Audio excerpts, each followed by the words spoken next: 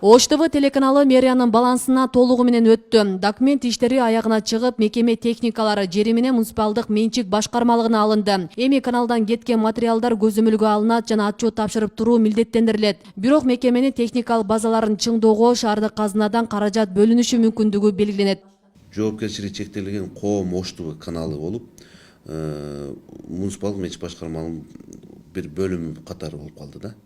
Бирок ошол эле учурда бизге кайсы жумуштарды аткарылып атат, кандай пландары бар, мисалы үчүн телевидениягабы же бир мындай балдар көрсөтүүсүбү, ушундай бир оюн жок өздөрүнүн программасын алып кете берет, бирок масштабтуу шаар тургундарына керектүү нерселер боюнча бизге уведомление жөнөтүп маалымат берип тура турган болуп иштеп атышат. Бирок биз ошол эле учурда алардын баягы бухгалтериясына киришпейбиз.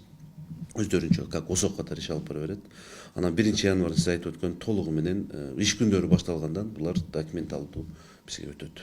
Ош ТВны мэриянын карамагына өткөрүүгө муктаждык жок болчу. Буга чейин эле аталган каналды шаар бийлиги көзөмөлгө алып келген. Каладагы ондогон телеканалдар бийликтин иш-чараларын коомчулукка үзгүлтүксүз чагылдырып турат. Ош ТВны мэрияга алуу жергиликтүү бийликке кошумча чыгым болорун жарандык активист Айбек Талайбек уулу айтууда. Кураторлук жактанчы Ош ТВ эмес бардык эле телевидение ушу мэриянын кандай иши болбосун көзөмөлгө алып чагылдырып бергенге даяр да.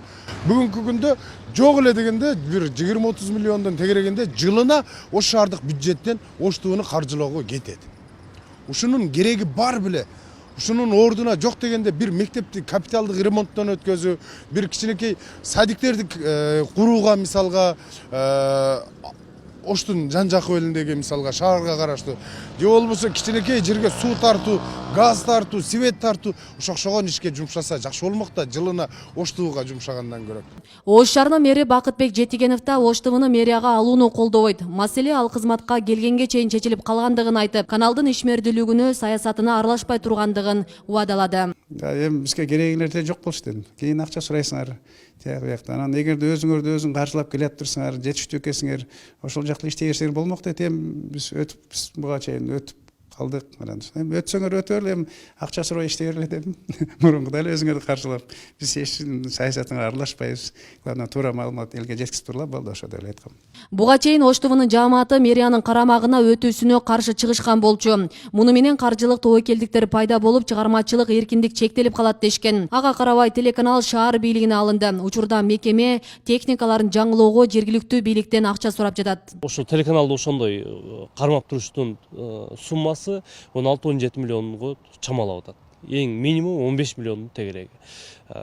Мен буга чейин эле сунуш берген, буга чейинки мэрге ошол жок дегенде ошол сумманы каржылап бергиле. Биз өзүбүз каржылап келген сумманы силер бөлүп бергиле. Биз тапкан акчабызга техникалык жагыбызды чыңдап алалы деп.